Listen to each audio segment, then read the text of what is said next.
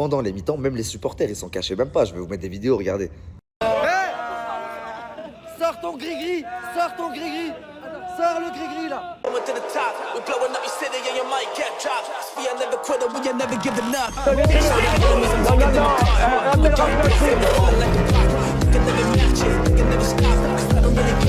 Vous fumez, monsieur. Le football, il lâche. Oui. Peut-être. Ouais, c'est Laurent de la Mousse, bienvenue aujourd'hui pour une nouvelle vidéo et j'espère que tout le monde va bien, messieurs, dames, c'est bientôt la fin de la semaine, j'en peux plus de cette semaine de merde. Avant de partir pour cette nouvelle vidéo, c'est le moment de soutenir la chaîne et moi-même en mettant votre plus gros pouce bleu, votre meilleur commentaire. On n'oublie pas de s'abonner et d'activer la cloche pour pas rater les prochaines vidéos. On fait de même sur la chaîne principale, la chaîne Mousse, où mardi je vous ai sorti une vidéo sur Jean-Marc Morandini. Et demain une vidéo sur Yomi Denzel, alors pas vraiment sur Yomi Denzel, mais sur son nouveau business, est-ce que c'est une arnaque ou pas? On me rejoint sur Instagram, sur TikTok, sur Twitch pour pas rater les lives du dimanche soir à 21h30. On va chercher à boire à manger en ce malaise, et moi je m'occupe du reste. Messieurs, dames, volet politique, messieurs, dames, c'était très chaud à l'Assemblée nationale, où Antoine Léaumont, député de la France Insoumise, aurait menacé physiquement Sébastien Chenu qui présidait la séance. Article 70, article 100 et sur les articles relatifs à notre déontologie. Ce que vous venez de faire est absolument odieux. Monsieur Mohamed Awad était mon voisin d'en face de bureau parce qu'il travaillait pour mon collègue Paul Vanier. Et monsieur Mohamed Awad que vous ciblez sans arrêt. Et oui, non seulement un candidat aux élections, l'article 100, mais c'est sur les amendements, il n'y a rien à voir. Si. Et là, c'est une réponse, c'est une prise de parole pour une réponse. Non, mais à un moment, je veux bien tout, mais c'est une prise de parole pour une réponse. Vous terminez, mais sincèrement, vous faites une minute. Vous en voulez combien, monsieur le Président? Terminez votre propos, mais n'entrez pas dans un débat, c'est un rappel au règlement. Oui, que vous asseyez sur un mauvais numéro d'article. Non, je fais sur un très bon numéro d'article. Non, bon alors stop, ça va. Vous voulez que je... C'est un moment, faut arrêter de se moquer du monde quand même là. Allez, monsieur le rapporteur.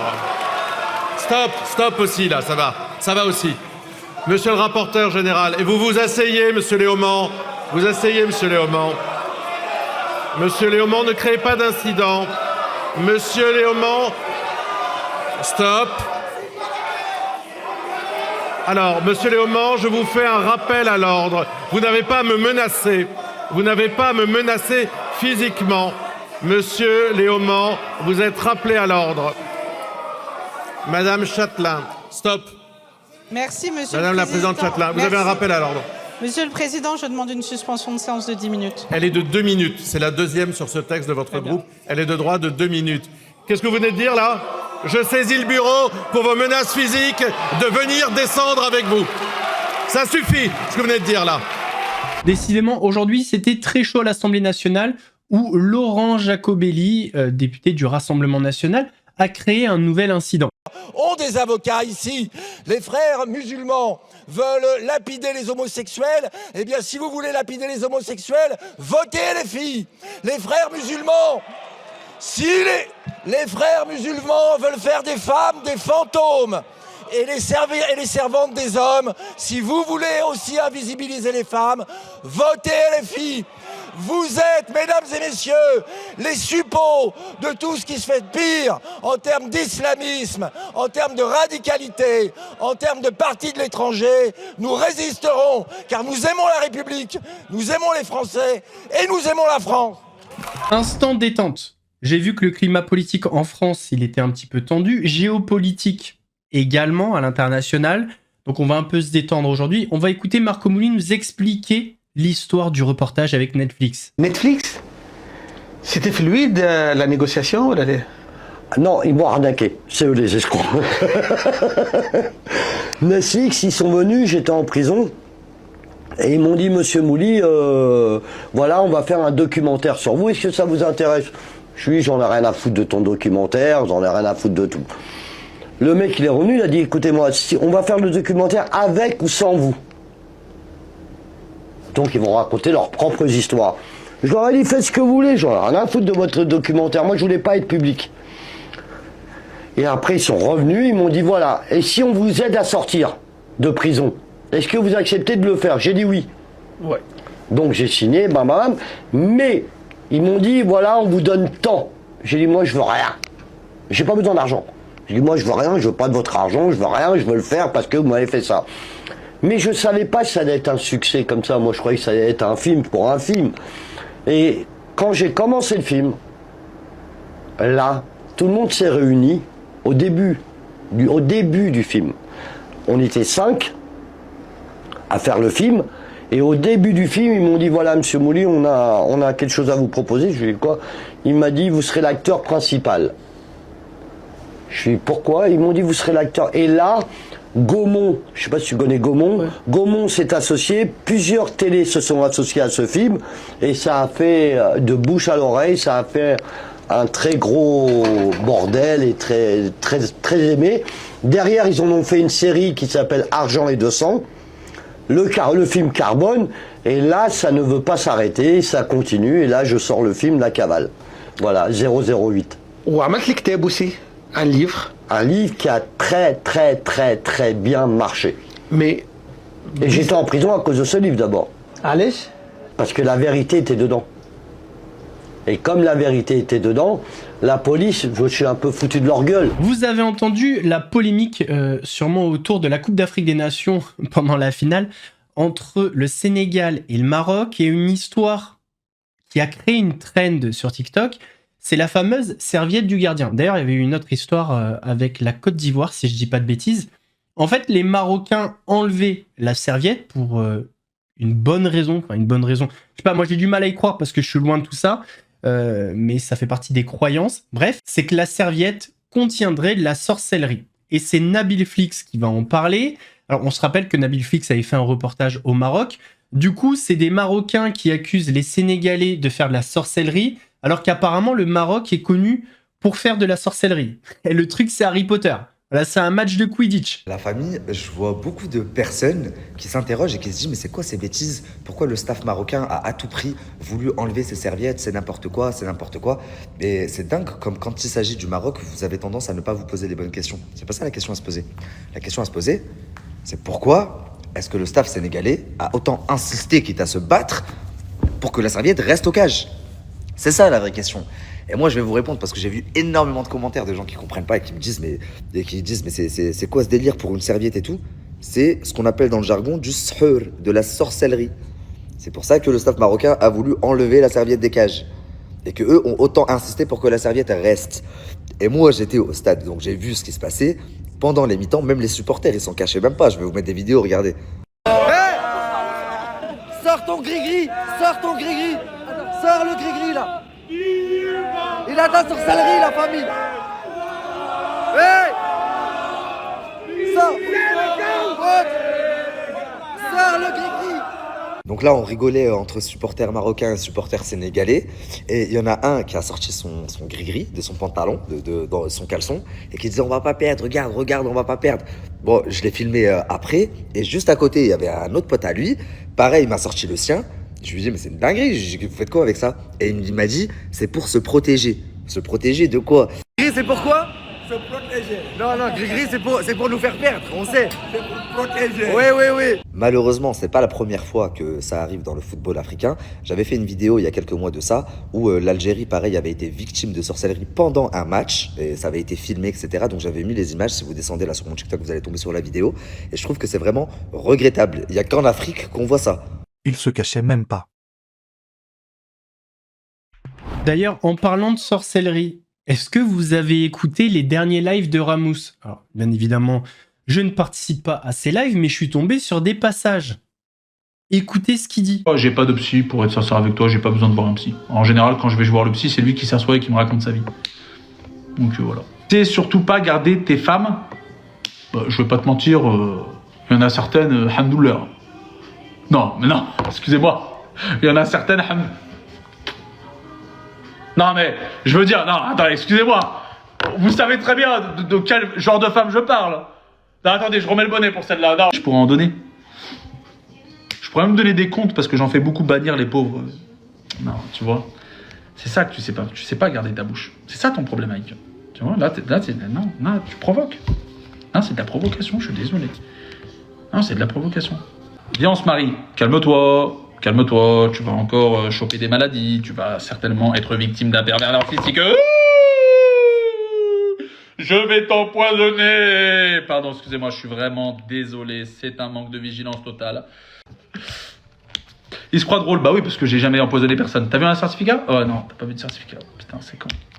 Bon. On dirait un Indien. Ça fait plaisir. T'as un nouvel appartement? Non. Toujours dans le même. Voilà.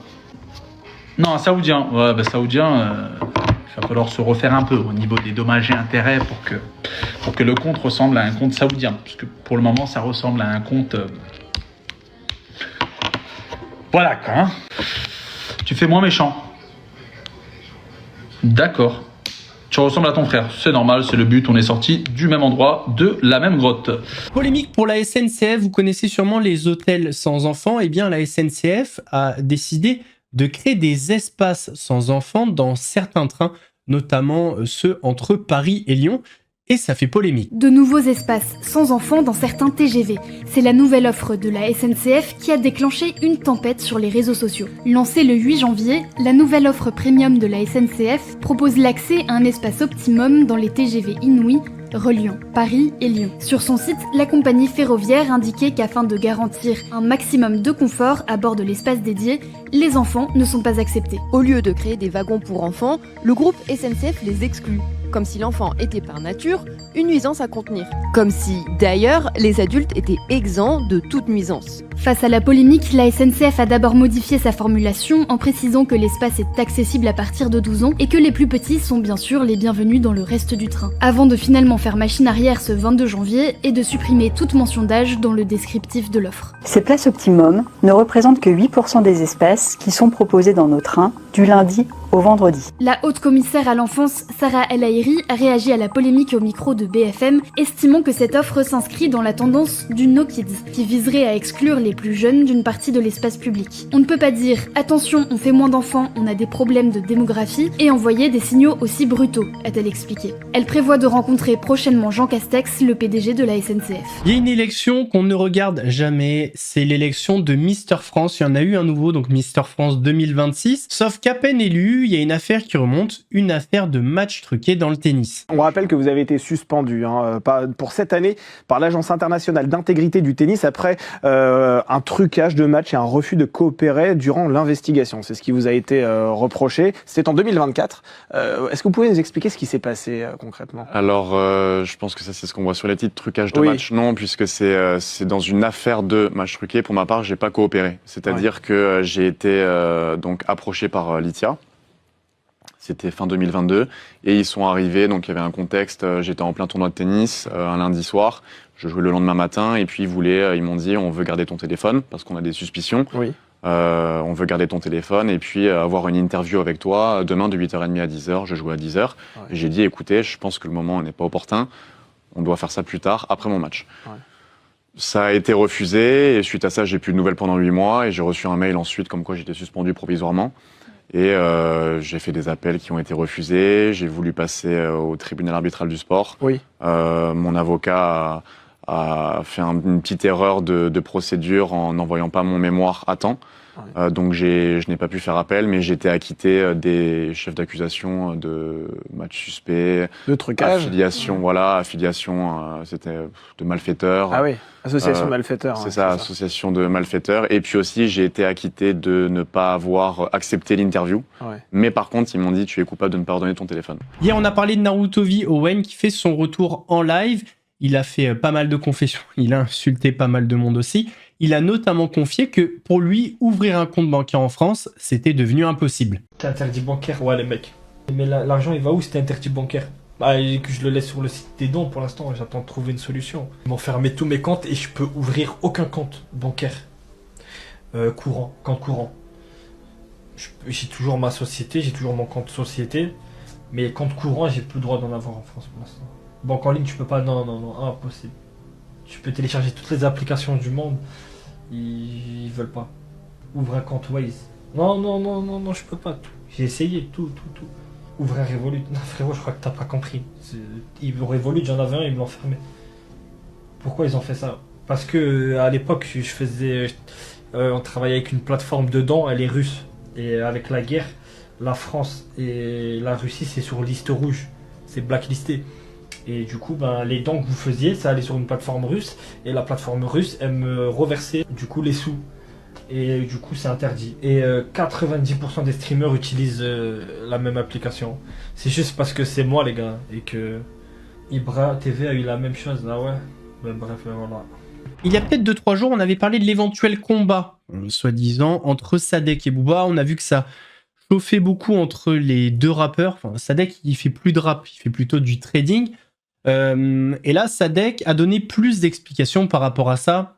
D'après mes informations, j'ai demandé un petit peu à la personne qui est censée organiser ça. Il y a très peu de chances que ça se fasse. Je lui dis, voilà les termes du contrat que je vais écrire, où je te propose, vu que toi tu es obnubilé par l'argent, de prendre 70% gain de ce combat. Il n'y a pas plus attractif. Un combat Booba Sadek, qu'on le veuille ou pas, même les fans de Booba paieront pour le voir me casser la gueule. Il y a plein de gens qui se galèrent, qui vont payer, ça va être génial. Maintenant, une fois que ça c'est fait, il fait une vidéo en story. Cagoulé au sport, les gars. Moi, je dis plus rien si c'est un gros golemon. Il est cagoulé au sport, il dit quoi? Ouais, y a pas de combat. L'après-mode, c'est des scams, On comprend rien quand il parle. À 50 piges, le monsieur, il sait pas s'exprimer. Et là, ensuite, comme c'est des gros bouffeurs de brushing, ils payent tous les petits sites de médias pour qu'ils mettent Sadek annonce qu'il veut un combat contre Booba. Sadek, il veut rien du tout. Sadek, il veut TP3 sur le Dow Jones. C'est tout ce qui l'intéresse aujourd'hui. Sadek, il veut trouver quelques mangas, il veut finir de sa maison, il veut tapisser des choses dans son ascenseur, il veut faire son fonds d'investissement, il n'en a rien à foutre de la musique, du rap, de vos histoires de golemons et de clochards. Parce que clairement, les rappeurs sont des clochards. Mais comme on réécrit les narratifs comme ça, pour couvrir des gros golemons, et comme il y a des gens, malheureusement, leur vie c'est de bouffer des brochis, moi j'y peux rien les gars. On va terminer sur une petite vidéo de Mediapart, une vidéo de 4 minutes. Je suis pas vraiment fan de Mediapart, mais la vidéo je la trouve très bien faite. Cette vidéo, elle est plutôt sur les personnes qui continuent à aller sur le plateau de Jean-Marc Morandini malgré la condamnation. Et il y a un truc qui m'a étonné, même choqué, c'est le soutien de Nelson Montfort. Alors celle-là, je l'avais pas vu venir, c'était pas dans mon bingo 2026. Morandini Live numéro 1790 sur CNews. Alors que Jean-Marc Morandini a été condamné définitivement pour corruption de mineurs par la Cour de cassation le 14 janvier dernier, les députés du Rassemblement national continuent de fréquenter l'émission de l'animateur, à l'instar de l'eurodéputé Mathieu Vallée, présent sur le plateau au lendemain de la décision de justice. Merci d'être avec nous, député européen du Rassemblement national. Ou encore le porte-parole du Rassemblement national, Andrea Cotarac, présent sur le plateau ce mercredi 21 janvier. Andrea Cotarac, bonjour. Bonjour. Le RN est le parti qui envoie le plus d'élus dans cette émission. Bonjour Jean-Marc. Merci d'être avec nous, porte-parole et député du Rassemblement national. Bonjour Jean. Merci d'être avec nous, député de Lyon. Pourtant, le parti d'extrême droite prend des positions fermes sur la protection de l'enfance. Marine Le Pen y avait même consacré une partie de son programme pour la présidentielle en 2022. Alors les députés du Rassemblement national prévoient-ils de continuer à fréquenter l'émission de Jean-Marc Morandini, même si ce n'est pas en accord avec leur position sur les violences faites aux mineurs? Est-ce que vous vous engagez à ne plus aller sur le plateau de Jean-Marc Morandini? Ah, c'est quoi cette histoire là? Il a été condamné pour corruption de mineurs. Ah bon, mais j'y vais jamais, moi je suis jamais invité. Réglez vos problèmes entre journalistes. Mais pourtant, le groupe RN est celui qui est le plus représenté. Monsieur Jacobelli, est-ce que vous vous engagez à ne plus aller sur le plateau de Morandini? Je suis un tout petit peu occupé sur des textes qui intéressent les Français, madame. Ah, parce que la corruption de mineurs, ça intéresse pas les Français? Normalement, le quotidien des Français intéresse un petit peu plus. Ils sont un peu plus intéressés que par les lubies des journalistes d'extrême gauche. Est-ce que ça va avec les valeurs que vous prenez sur le fait de lutter contre les violences qui sont faites aux enfants? Mais là, vous voulez régler des comptes, madame. Non, je vous demande, vous êtes représenté sur son plateau, je vous demande si vous allez continuer à y aller ou si une directive va être prise au sein du parti pour boycotter ce plateau, c'est tout. Déjà, c'est pas moi qui prends les directives, mais là, vous réglez des comptes. Vous esquivez la question. J'esquive pas la question, je vous connais. Je retente encore une fois, mais est-ce que votre parti devrait boycotter ce plateau avec les positions que vous prenez par rapport aux violences faites aux enfants? Écoutez, c'est d'abord une affaire entre la direction de CNews et M. Morandini, donc c'est sûr qu'il y a un côté assez choquant, mais on n'a pas à s'immiscer dans la politique d'une chaîne. Côté CNews, c'est le grand malaise. Seule Sonia Mabrouk a pris position sur le maintien de l'animateur à l'antenne durant sa matinale. que la décision de maintenir Jean-Marc Morandini, c'est une décision qui ne m'appartient pas. C'est la direction de CNews qui a assumé cette décision par fidélité, semble-t-il, à son égard. Je parle en mon nom ce matin, je n'avais pas prévu que vous alliez me solliciter. Votre question est légitime. J'avoue que j'en dors pas depuis plusieurs jours. On a tenté d'interpeller d'autres habitués de la chaîne devant leurs locaux, comme Charlotte Dornelas. Bonjour. Mais avec peu de succès. Est-ce que vous soutenez, vous, le maintien de Jean-Marc Morandini à l'antenne ? J'ai pas envie de m'exprimer sur le sujet. Lorsque j'ai participé à ces émissions, ça se passait plutôt bien. Donc ça veut dire quoi? Ça veut dire qu'il faut séparer l'homme de l'œuvre, ou je ne sais pas comment on dit ça parfois des chanteurs, etc. Il est quand même... Évidemment, ce qu'il a fait, évidemment, je ne vais pas vous dire que c'est bien, mais je pense qu'il faut séparer l'homme de... Et puis, dernière chose, alors c'est peut-être ma culture, ma religion, ma philosophie, je suis plutôt pour le pardon des offenses. Il a demandé à un enfant de 16 ans de lui envoyer des photos de son sexe et de se masturber. Ça, c'est une véritable offense. Je ne vais pas vous dire que c'est bien. Est-ce que ça a été prouvé? Il est condamné définitivement par la Cour de cassation. Eh bien, écoutez, ça, c'est une véritable offense. Je ne vais pas vous dire le contraire. Mais, comment dire, c'est une situation qui est très désagréable. Vous n'y étiez pas, je n'y étais pas. Dans la Bible, on prêche le pardon des offenses. Est-ce que c'est arrivé depuis? Je ne pense pas. Le lendemain de la condamnation de Jean-Marc Morandini, Gérald Brice-Viré, directeur général du groupe Canal+, a déclaré assumer complètement le maintien de Morandini à l'antenne. Merci beaucoup, au revoir. Messieurs, dames, on arrive à la fin de cette vidéo, j'espère qu'elle vous a plu. Si c'est le cas, votre plus gros pouce bleu, votre meilleur commentaire. On n'oublie pas de s'abonner et d'activer la cloche pour pas rater les prochaines vidéos. On fait de même sur la chaîne principale, la chaîne Mousse, où demain, vous avez une vidéo sur le nouveau business de Yomi Denzel. Est-ce que c'est une arnaque ou pas? On me rejoint sur Instagram, sur TikTok, sur Twitch pour pas rater les lives du dimanche soir à 21h30. Nous, on se donne rendez-vous samedi ou dimanche. Ça dépend de ce que je vais faire pour une nouvelle vidéo. En attendant, prenez soin de vous. Laurent de la Mousse vous salue.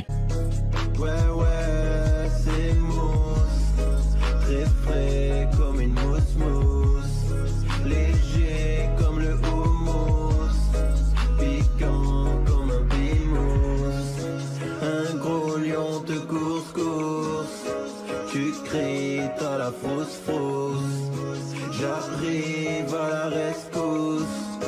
Regarde, ouais, c'est moi.